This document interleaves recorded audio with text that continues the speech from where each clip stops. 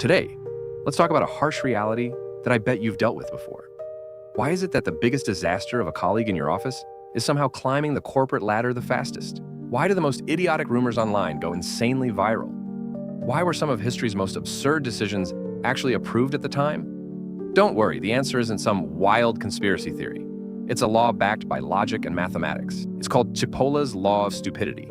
Yes, stupidity. And I'm not just throwing insults around. This is a model built by the Italian economist Professor Carlo Cipolla. In any system, stupid people not only survive, but also get promoted automatically until they reach key positions. His finding? In any system, stupid people don't just survive.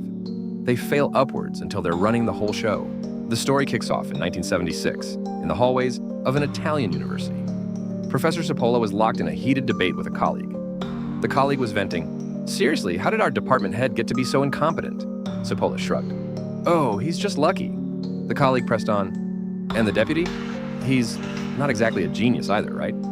Cipolla replied, "Well, the department head promoted him, didn't he?" The colleague was about to ask, "But why is the entire administrative system so—" Before he could finish the sentence, it clicked. A light bulb went off in Cipolla's head. 3 days later, a legendary paper was born. The Basic Laws of Human Stupidity. The core of this law can be summed up in one sentence. A stupid person will eventually rise to their level of incompetence and wreak maximum havoc there. Now, to be clear, Cipolla isn't talking about low IQ. He's talking about the saboteurs, people who consistently cause net losses to their organization. Think of the programmer who churns out so many bugs that the entire team has to work overtime just to fix them. Or the salesperson who makes wild, empty promises just to hit a quota, only to burn the client relationship forever. These people have a terrifying trait. Their destructiveness is perfectly stable and persistent. But here's the kicker. A stupid person never knows they are a problem. In psychology, this is the Dunning-Kruger effect. The less competent you are, the more dangerously confident you become. So, here's the million-dollar question. How do these people keep failing upwards? Cipolla discovered 2 massive glitches in the way we promote people. Glitch number 1, rewarding the past, but ignoring the future. It's the classic logic. You're the top salesperson. Great, tomorrow you're the sales director. But this is like promoting a world-class sniper to general. The skills that make you a great shooter have nothing to do with leading an army. Glitch number 2. It's all about the boss's ego.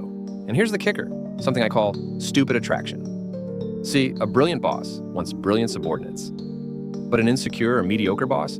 A smart employee is a threat to them. But a stupid subordinate? He's no threat, he depends on you. He says yes to everything. And he makes you look like a genius by comparison. You think these people will hit a ceiling eventually? Wrong. There is no ceiling for stupidity.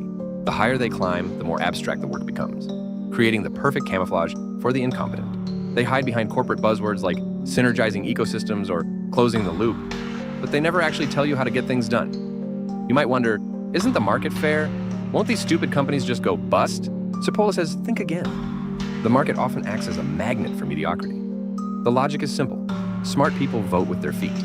They see the mess and they leave. This creates a reverse Darwinism.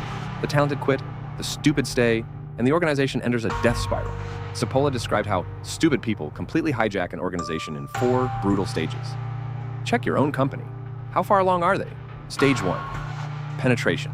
A few incompetent people slip through the cracks. They usually stay quiet in mid to lower level positions, so they don't seem like a threat yet. Stage 2, contagion. Like a virus, they start promoting their own kind. They form cliques or little circles of mediocrity, protecting one another from accountability. Stage 3, the tipping point. Once their numbers hit a critical mass, say 30%, the system flips. They start pushing out the high performers. The standard changes from what you can do to, are you one of us? Stage 4, total capture. Every key position is now occupied by a bozo. The organization's goal shifts from getting results to protecting their own seats. Innovation is officially dead. The ultimate irony?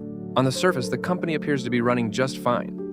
That's only because the few remaining talents who haven't quit yet are working themselves to death to keep the lights on and clean up everyone else's mess. It's like a rust bucket on its last legs. The whole car is falling apart, and it's only moving because a few high-quality parts are struggling to hold the engine together. This isn't just theory. History is littered with these train wrecks. The late Roman Empire. Even with barbarians at the gates, the palace was still obsessed with power struggles. Promotions weren't earned on the battlefield. They were handed out to sycophants and those with connections. Brilliant generals were sidelined by suspicion, while incompetent cronies and lackeys held the reins of power. The result? The fall of Rome. The Italian army in W.2. They shouted the loudest slogans, and loyalty outweighed ability. Generals competed to see who could be the most fascist, rather than who could actually win a battle. Their performance in North Africa was so disastrous, it became a historical laughingstock, the rot of corporate giants. Think about those legendary companies that eventually turned into bureaucratic zombies. Stability becomes the only priority, and not making mistakes becomes more important than actual innovation. People with bold ideas are sidelined, while the yes men who blindly follow orders climb the ladder. Eventually, the company loses its pulse and is simply left behind by the tide of history. Cipolla's conclusion: the downfall of an empire or a corporation almost always begins when stupid people systematically capture the system. Feeling a bit hopeless? Don't be. Cipolla also offered a few ways to fight back. The core strategy? Break the incompetence promotion chain. Degree feedback. Promotions shouldn't be based on a single boss's whim. What do your peers, subordinates, and clients think of you?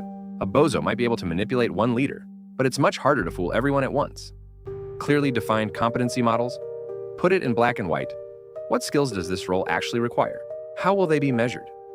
Don't let a world-class salesperson become a disastrous director. Mandatory job rotation. For key positions, people must move on after a set period. This prevents the formation of internal fiefdoms, those little independent kingdoms of stupidity. Protect the truth tellers.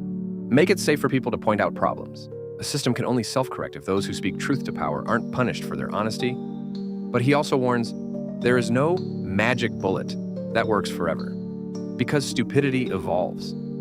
It finds new loopholes. It's a never-ending war between logic and chaos. So, what is the real lesson of Cipolla's law? First, stupidity is a systemic failure, not a character flaw. There's no point in just complaining about a stupid boss. You have to look at the machinery that promoted them in the first place. Second, beware the loyalty of the incompetent. He might be slow, but he's loyal and has put in the years. This is the most dangerous excuse in business.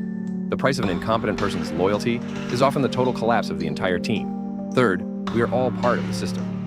You might be the genius in this office, but in another environment, you could unknowingly be someone else's bozo. Stay humble, stay self-aware, and don't become the very monster you hate. The ultimate gut punch is this: more often than not, an organization's greatest enemy isn't the competitor across the street. It's the internal machinery that constantly produces and rewards systemic stupidity. That's it for today's video. Do you see the shadow of Cipolla's law in your own workplace? Have you witnessed any legendary moves by the incompetent? Let's talk in the comments. If you found this insightful, don't forget to hit that like button and subscribe. Share this with a friend who's currently fixing the mess for everyone else. I'll see you in the next one.